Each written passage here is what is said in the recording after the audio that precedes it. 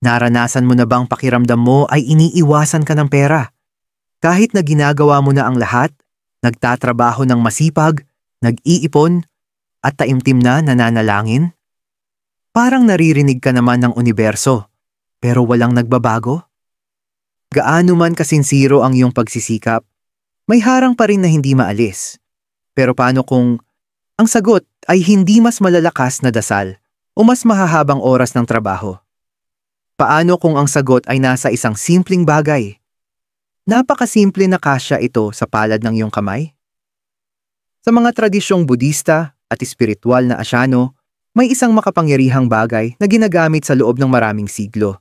Hindi para sa pagluluto, kundi para sa pagtawag ng enerhiya. 3 piraso ng clove o clavo de comer. Oo, clove. Yung rekado na baka ginamit pa ng lola mo sa kusina, ay ginagamit din ng mga monghe sa sagradong ritual para humatak ng kayamanan, proteksyon, at swerte.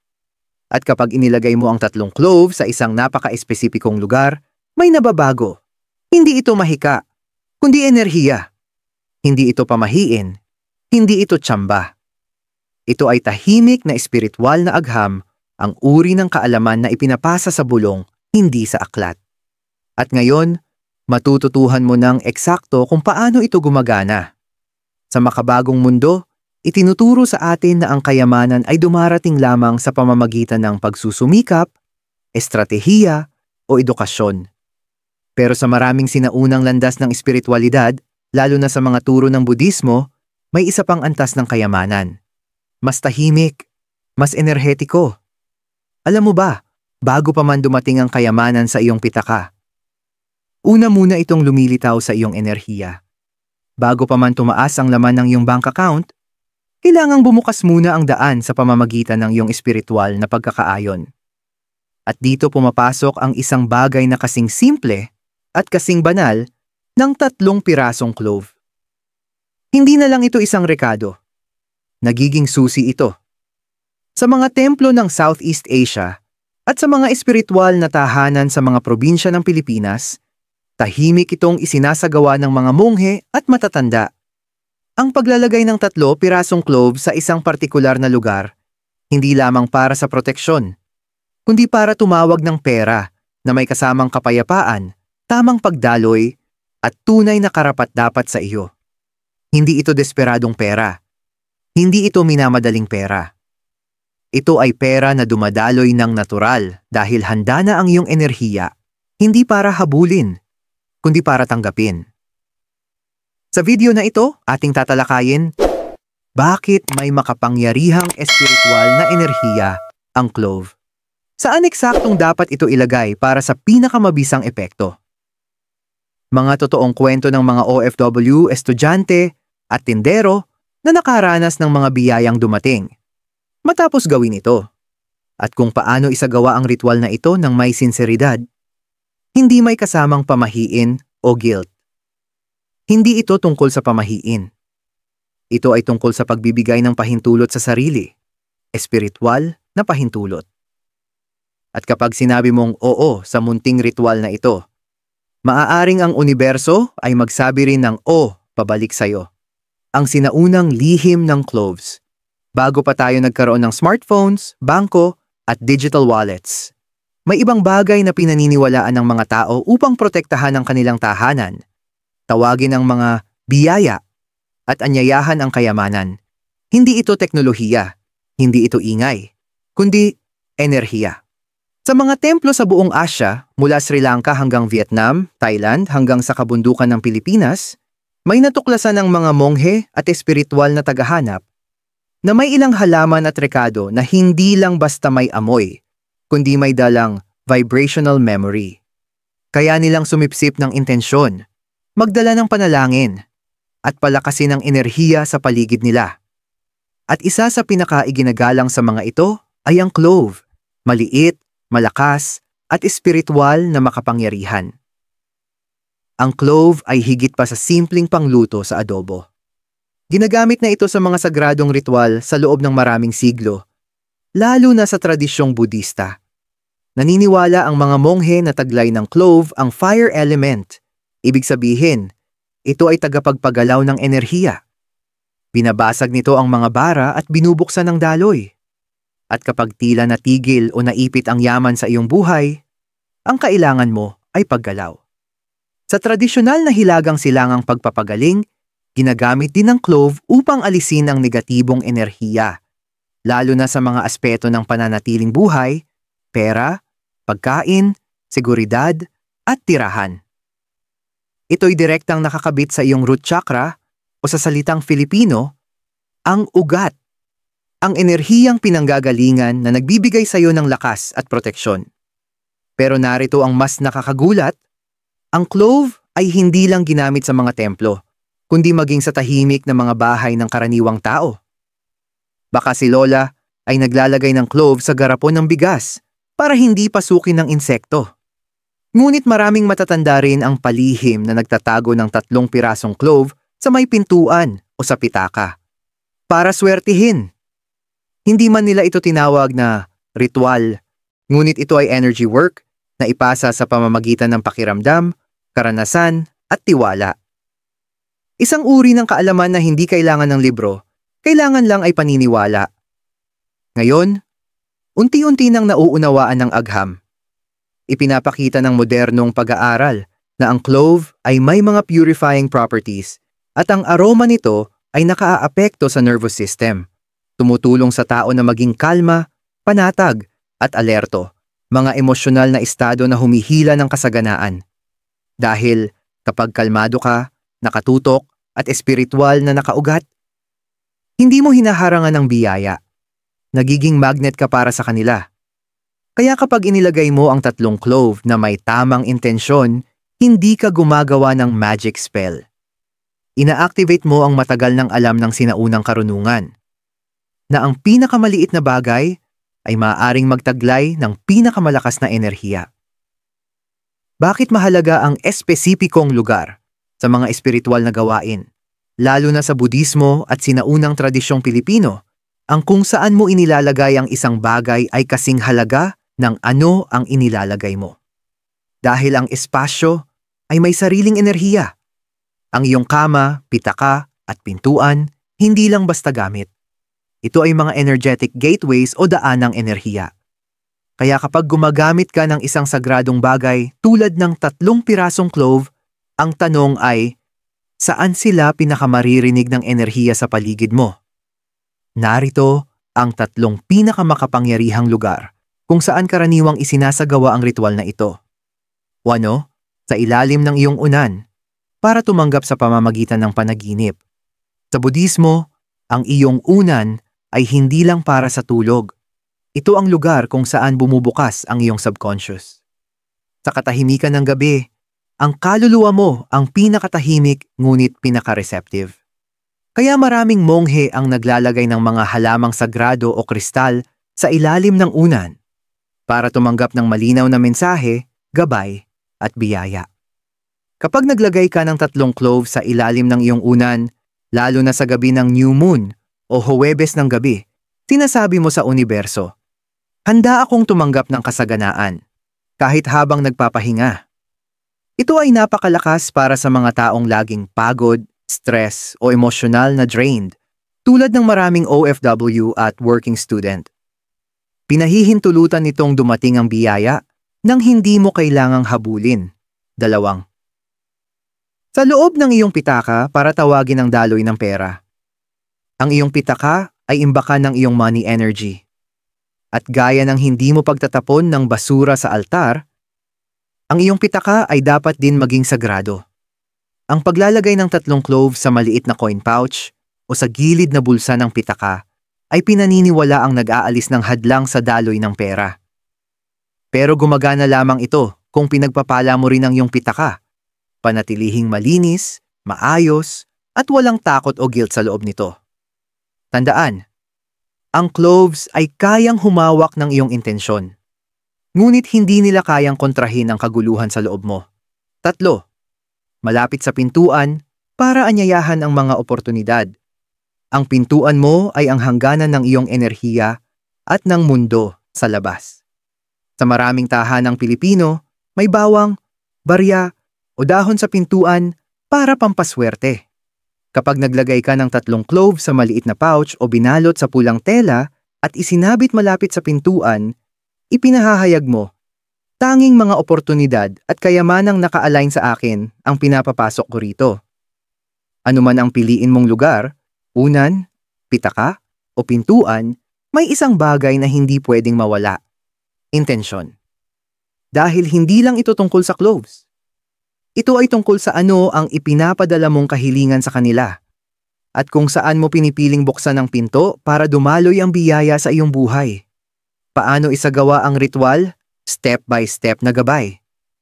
Ngayong nauunawaan mo na ang kapangyarihan ng cloves at kung saan ito dapat ilagay, ang susunod na tanong ay, paano ko ito isasagawa ng tama at epektibo? Hindi ito tungkol sa pamahiin. Hindi ito tungkol sa pagiging perpekto. Ito ay tungkol sa pagiging taos-puso. May buong presensya, respeto, at espiritual na kahandaan. Narito ang isang simple pero sagradong step-by-step guide na nakaayon sa Buddhist Energy Practices at Filipino Spiritual Intuition. Step 1. Pumili ng tamang araw. Bagamat maaari mo itong gawin anumang araw, may mga espiritual na petsa kung kailan mas malakas ang enerhiya ng pera at paggalaw. Huwebes, araw ng expansion. Pinamumunuan ni Jupiter, planeta ng swerte at kasaganaan. New Moon, sumisimbolo ng mga bagong simula. Full Moon, perpekto para sa paglilinis ng bara at pagtanggap ng kasaganahan. Pwede rin itong gawin sa iyong kaarawan sa ika-8 ng buwan. Ang 8 ay numero ng kayamanan sa kulturang Chino-Filipino. O kung kailan mo nararamdaman na ikaw ay espiritual at emosyonal na handa. Step 2. Ihanda ang espasyo. Humanap ng tahimik na lugar sa iyong bahay. Maaaring silid tulugan, tabi ng altar, o isang sulok na payapa. Bago magsimula, linisin ang lugar. Punasan ng alikabok. Sindihan ng kandila. Kung maaari, magpatugtog ng soft instrumental o Buddhist chanting na musika. Ito ay para makalikha ng mataas na vibration na hindi maaapektuhan ng magulong enerhiya. Step 3. Hawakan ng 3 clove na may intensyon kumuha ng 3 buo at malinis na clove, hindi durog o sira. Hawakan sa palad at pumikit. Huminga ng malalim ng 3 beses. Hinga sa ilong, pigilan ng 3 segundo at dahan-dahang ilabas. Sa bawat hinga, isaisip na umaalis ang iyong mga pasaning pinansyal.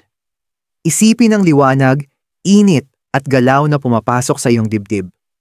Pagkatapos, sa isip o malakas na tinig, bigkasin, ang mga clove na ito ay may dalang sinseridad ko.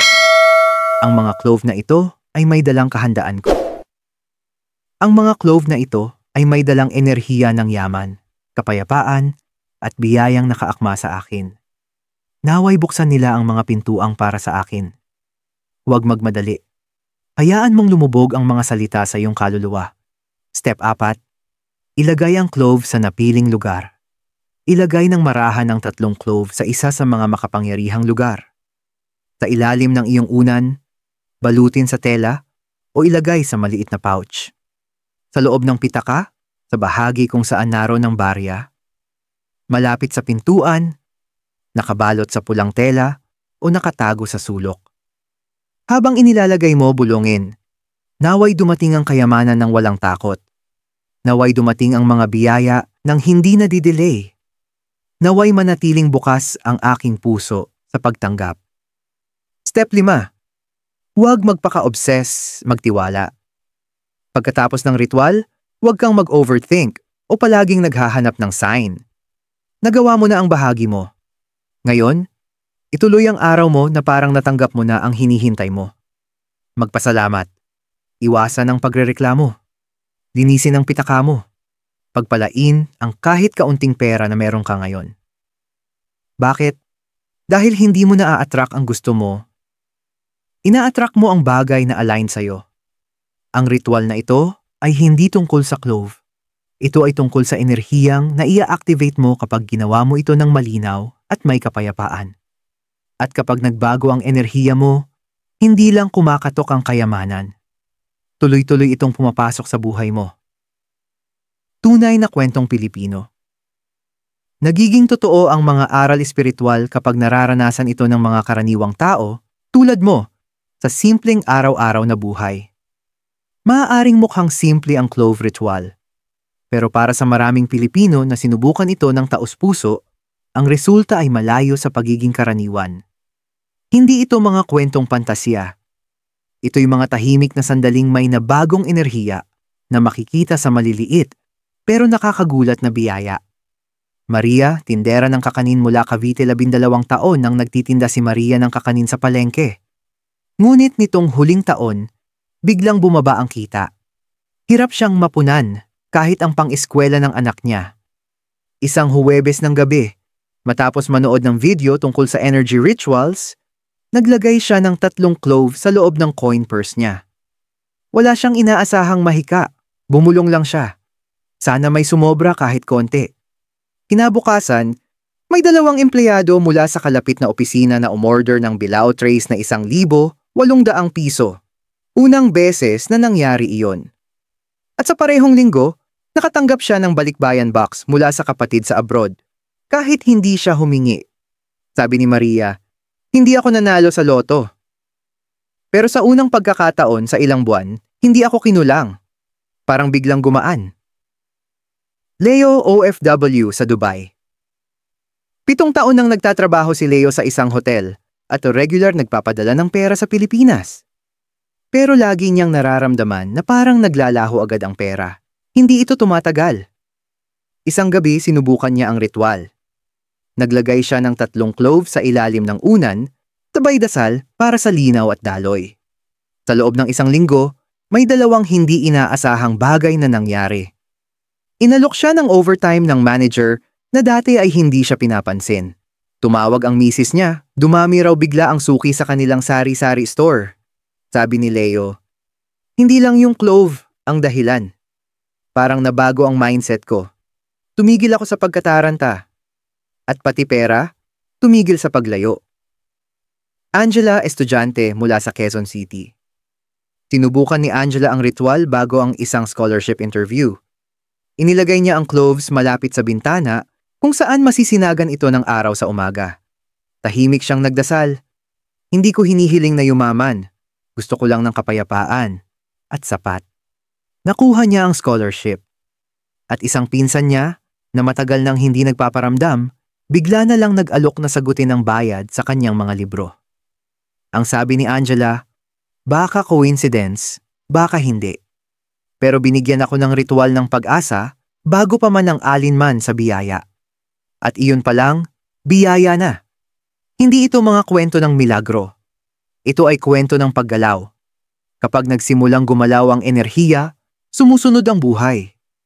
At kapag ang mga Pilipino, naugat sa pananampalataya, kababaang loob at tahimik na pag-asa, ay gumawa ng kahit pinakamunting ritual ng may puso.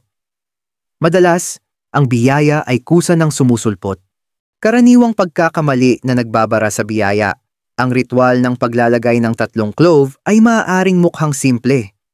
Pero tulad ng lahat ng espiritual na gawain, maaari itong mahinang gumana dahil sa mga pagkakamaling hindi natin namamalayan. Hindi ito tungkol sa parusa, ito ay tungkol sa alignment.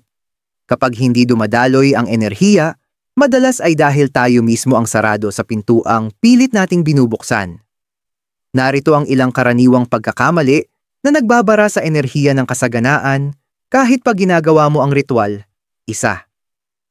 Ginagawa ang ritual na may desperasyon, hindi pagtitiwala. Kung hawak mo ang clove habang iniisip, "Dapat gumana to. Kailangan ko talaga ng pera ngayon, kundi mawawala na lahat." Ang ipinapadala mong enerhiya ay takot at pagkataranta, hindi bukas na pagtanggap. Ang universo ay hindi tumutugon sa pagmamakaawa. Tumutugon ito sa kahandaan. Gawin ito sa halip. Bago simulan, pakalmahin muna ang katawan. Sabihin ng marahan, "Ligtas ako. Nagtitiwala ako sa tamang oras. Nagtitiwala ako sa daloy." Paglalagay ng cloves sa marumi o walang galang na lugar. May ilan na naglalagay ng cloves sa ilalim ng unan na maraming kalat o sa pitakang puno ng resibo, expired IDs at gusot na papel. Tandaan, Sumisipsip ng enerhiya ang mga espiritual na bagay. Kung magulo ang lugar, magulo rin ang enerhiyang kanilang sinisipsip. Siguraduhin na ang iyong piniling lugar, unan, pitaka, o pintuan ay malinis, maayos, at may respeto. 3. Nakakalimutang palitan o pakawalan ng cloves. Hindi pang habang buhay ang bisa ng clove. Unti-unti itong humihina, lalo na kung sumisipsip ito ng bigat o negatibong enerhiya. Kung ang cloves ay basag, may amag, o pakiramdam mo'y wala na ang buhay, oras na para pakawalan ito. Gawin ito ng may respeto, balutin sa papel, pasalamatan ng tahimik, at ilibing sa lupa o itapon sa umaagos na tubig. Pagkatapos, palitan ng bago, kasama ng bagong intensyon. 4 na pagbigkas ng mga salita, pero walang damdamin. Maraming tao ang ginagawa lang ang ritual na parang obligasyon. Nagsisindi ng kandila, binibigkas ang mga linya, pero lutang ang isip. Tandaan, tumutugon ang enerhiya sa presensya. Mas mabisa ang isang pangungusap na taos-puso kaysa 10 afirmasyon na walang puso. Ang pag-iwas sa mga pagkakamaling ito ay hindi dahil sa takot. Ito ay tungkol sa paggalang, sa sarili, sa enerhiya, at sa sagradong katahimikan ng ginagawa mo. Dahil kapag itinuring mong sagrado ang isang maliit na ritual, doon nagsisimulang magbukas ang mga malalaking pagbabago. Pagninilay sa enerhiya. Plus, huling aral. Kung nakarating ka na sa bahaging ito, may isang makapangyarihang bagay ka nang nagawa. Hindi ang ritual mismo, kundi ang pagpili na maniwala sa isang bagay na tahimik, espiritual, at sinauna. Dahil sa mundo na puno ng ingay at kaguluhan, minsan, ang maliit na kilos, tulad ng paglalagay ng 3 clove, ay kayang baguhin ang daloy ng iyong buhay. Pero bago ka magmadaling gawin ang ritual, tandaan mo ito. Hindi ito tungkol sa pagkontrol sa pera. Ito ay tungkol sa paglikha ng espasyo sa loob mo kung saan ligtas makalapag ang pera, kapayapaan, at oportunidad. Dahil ang totoo, ang tunay na kayamanan ay hindi lang pera. Ito ay ang kawalan ng takot. Ito ay ang presensya ng tiwala. Ito ay ang paggising na walang pangamba. Ito ay ang paniniwalang kahit may kakulangan ngayon, may gumagalaw na pabor sa'yo sa ilalim ng ibabaw. Ang ritual na ito ay hindi babaguhin ang buhay mo tulad ng kidlat. Babaguhin ka nito tulad ng ulan, tahimik, banayad, tuloy-tuloy. Hanggang sa isang araw, ang tuyong lupa ng iyong buhay ay muling mamumulaklak. Kaya bago mo ilagay ang cloves, itanong mo ito sa sarili mo. Ginagawa ko ba ito para habulin ang pera? O ginagawa ko ito para tanggapin ang kapayapaan? Ako ba ay desperadong magkontrol? O bukas akong tumanggap? Dahil ang iyong intensyon ang tunay na alay. Ang cloves ay mga tagapagdala lamang. Wala silang sariling mahika. Ikaw ang may dalang mahika. Isang huling bulong mula sa karunungang Budhista. Sabi ng mga monghe, kung saan mo dadalhin ang iyong atensyon, doon dadaloy ang enerhiya. Kung saan bubukas ang iyong puso, doon darating ang mga biyaya. Kaya kung nais mong pumasok ang kayamanan sa buhay mo, huwag lang buksan ang iyong pitaka. Buksan mo ang iyong enerhiya. Mamuhay sa paraang nagsasabing, handa na ako. Magsalita na parang pinagpala ka na. Magpasalamat bago pa man dumating ang biyaya at mapapansin mong mas mabilis itong dumarating. Ang aral na ito ay hindi pamahiin. Hindi ito diskarteng yumaman agad. Ito ay paalala sa matagal mo nang alam sa iyong espiritu na ang universo ay hindi tumutugon sa pagiging perpekto. Tumutugon ito sa pagkakaayon. At kapag nakaayon ka na, maging ang isang maliit na clove ay nagiging susi. Panawagan sa pagkilos. Kung may naramdaman kang paggalaw sa puso mo habang pinapanood ito, hindi yan aksidente. Ibig sabihin, bumubukas na ang iyong enerhiya. Ibig sabihin, hindi ka na naghahabol. Handa ka nang tumanggap. Kaya sa sandaling ito, huwag muna mag-scroll palayo. Itanim mo ang natutunan mo. Mag-comment sa ibaba. Handa na akong tumanggap ng biyayang nakaakma sa akin. Hayaan mong marinig ng universo ang iyong intensyon sa mga salita at maramdaman ito sa iyong enerhiya. At kung may kilala ka, kaibigan, kapamilya, OFW, o negosyanteng tahimik na nahihirapan, ibahagi mo sa kanila ang video na ito. Minsan, isang simpleng ritual lang ang kailangan para magsimula ang malaking pagbabago. Tandaan, hindi palaging kumakatok ang kayamanan. Minsan, pabulong itong dumarating. Kaya ilagay mo na ang 3 clove. Huminga ng taos-puso. At panoorin kung anong susunod na mangyayari. Hindi sa takot, kundi sa pananampalataya.